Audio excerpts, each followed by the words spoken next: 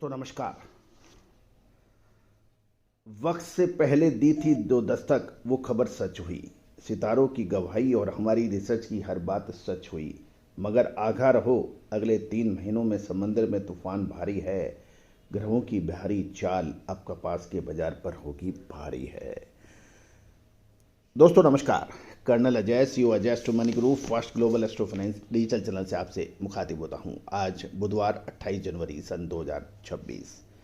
दोस्तों याद होगा कि लगभग 2 से 2.5 महीने पहले हमने आपको कॉटन सीड और कॉटन सीड ऑयल केक पर अग्रिम विश्लेषण देते हुए कहा था कि बाजार में सकारात्मक रुख की पूरी संभावना बन रही है। शानदार एक तरफा तेजी दर्ज हुई दोस्तों, लेकिन अब बाजार की बैलेंस शीट क्या कह रही है, हाजिर बाजार में क्या संभावना है, इसके ऊपर हम चर्चा करेंगे।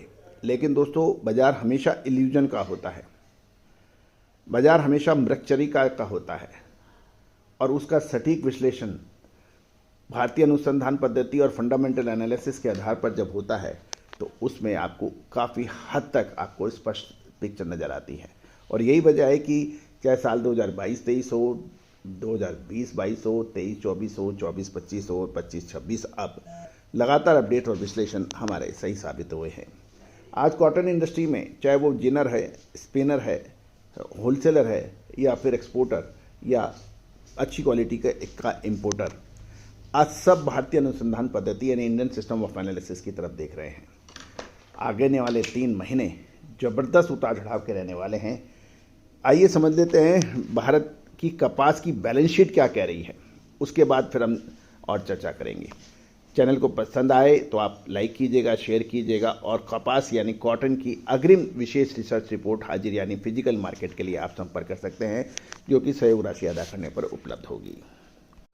दोस्तों खबर निकल के आ रही है कि पहले भारत में कॉटन का उत्पादन का अनुमान 309.50 लाख बेल्स का था, जो कि कॉटन एसोसिएशन ऑफ इंडिया ने इसे बढ़ाकर 317 लाख बेल्स किया है, यानी 7.5 लाख बेल्स का प्रोडक्शन के अंदर इजाफा यानी संशोधन किया है। इसका प्रमुख कारण तेलंगाना और महाराष्ट्र में बेहतर अराइवल और उत्पादन के आंकड़ों में पिछले अनुमान में लगभग 7.5 लाख बेल्स की बढ़त की है। ये एक महत्वपूर्ण बिंदु है।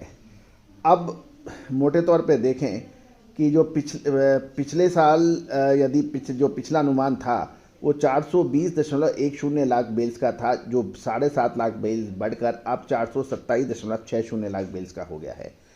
खपत की बात करें तो खपत का पहले अनुमान साल 2026 के अंदर लगाया गया था 314 लाख बेल्स का, और अब नया अनुमान है कि जो 314 लाख बेल्स का जो अनुमान कंजम्पशन यानी खपत का था वो घट के 305 लाख बेल्स का हो गया है।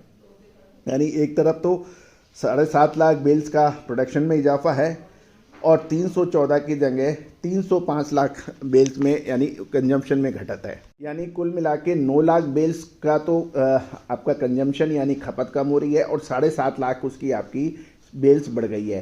तो 9 और 7.5 लगभग 16.5 लाख बेल्स प्लस हो गई है। और यही वजह है कि जो अंतिम स्टॉक यानी क्लोजिंग स्टॉक करंट ईयर का लगाया गया था, पहले 93.60 लाख यानी लगभग 93.60 लाख बेल्स का था, जो बढ़कर 107.59 लाख बेल्स का हो गया है। इसमें 14 लाख बेल्स की बढ़त दर्ज हो गई है। यानी उत्पादन पीछे जो अनुमान लगाया था उससे अधिक, खपत जो अनुमान लगाई थी उससे कम, क्लोजिंग स्टॉक जो अनुमान लगाया था उससे अधिक, तो यानी 14 लाख की प्लस हो रहा है।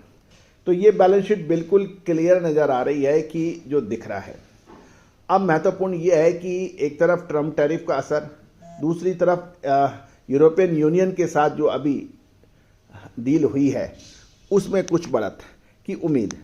अब आयात निर्यात की भी हम बात करें, यानी उत्पादन और क्लोजिंग स्टॉक में बढ़त हो रही है, खपत कम हो रही है।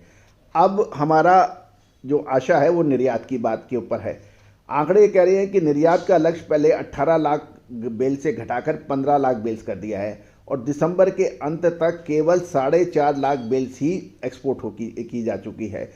यानी निर्यात के अंदर भी घाटा आ रहा है। इसका प्रमुख कारण यह है कि भारतीय कपास अंतर्राष्ट्रीय बाजार जैसे ब्राज़ील और अमेरिकन कॉटन के मुकाबले महंगी है, बांग्लादेश और वियतनाम जो भारत के बड़े खरीदार माने जाते हैं वो सस्ते विकल्प की तरफ रुख कर रहे हैं। जो माल बाहर जाना था वो अब घरेलू बाजार में ही रुक गया है। यानी 14 लाख बेल्स, और ये यदि निर्यात की बात करें तो 14 और 3 17 लाख बेल्स का असर सरप्लस हो रहा है।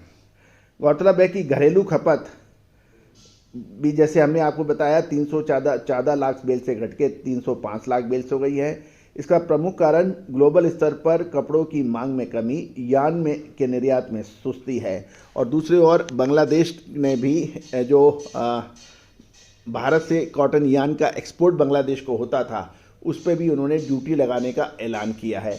इसके ऊपर भी हमने आपको पूरी विस्तृत रिपोर्ट दी थी। तो कुल मिलाकर अभी कॉटन की बैलेंस शीट बिल्कुल जो आंकड़े कह रहे हैं वो बिल्कुल स्पष्ट दिखाई दे रहे हैं। लेकिन दोस्तों, मैं हमेशा ये कहता हूं कि आंकड़ों में जो दिख रहा है, बाजार में जो दिख रहा है वो होता नहीं, जो होता है वो दिखता नहीं। और इसका सटीक विश्लेषण इंडियन सिस्टम ऑफ एनालिसिस और जो फंडामेंटल एनालिसिस का जो आपस में कॉम्बिनेशन होता है उसी से ही पता लगता है। आगामी 3 महीने बहुत महत्वपूर्ण होंगे दोस्तों। याद रखिएगा कि साल 2023 का भी जो हमारा अग्रिम विश्लेषण था वो अक्सर सत्य साबित हुआ था, और बाजारों के अंदर जो एक तरफा तेजी चली थी उसका हमने अग्रिम अनुमान लाइव शो के दौरान सबके व्यापारी, एक्सपोर्टर्स और मिलर्स के लाइव कॉन्फ्रेंस में दिया था। आगामी 3 महीने बहुत महत्वपूर्ण रहने वाले हैं। क्या ये तेजी के होंगे या मंदी के? विशेष अग्रिम रिसर्च रिपोर्ट्स के लिए संपर्क करें। लोग कहते हैं कि आंकड़े हमें मिल जाए तो हम भी विश्लेषण कर लेते हैं। तो दोस्तों, हम आंकड़े आपको निःशुल्क आपको प्रोवाइड कर देते हैं, लेकिन याद रखिएगा जो होता है वो दिखता नहीं, जो दिखता है वो होता नहीं। All the very best, good luck, happy trading. Sonakshi की रसोई में आज की स्पेशल गेस्ट है मौसमी चैटर्जी जी। ये जी नहीं, मौसमी आंटी। ओके आंटी मौसमी, तो आज आप क्या बनाएंगी? मैं क्यों बनाऊं? मैं तो गेस्ट हूँ, आप बनाओ, हम खाएंगे। एक्टिंग में तो हिट हो, अब खाना बनाओ सुपर हिट। ठाट से बनाऊंगी खाना, है ना द बेस्ट एवरीडे मसाला। आओ बनाते हैं मसालेदार छोले। छोले हर रोज के करी में एवरीडे मसाले, शाही बिरयानी में स्वाद का जायका। पटल पोस्तो और शोषे इलिश भापा।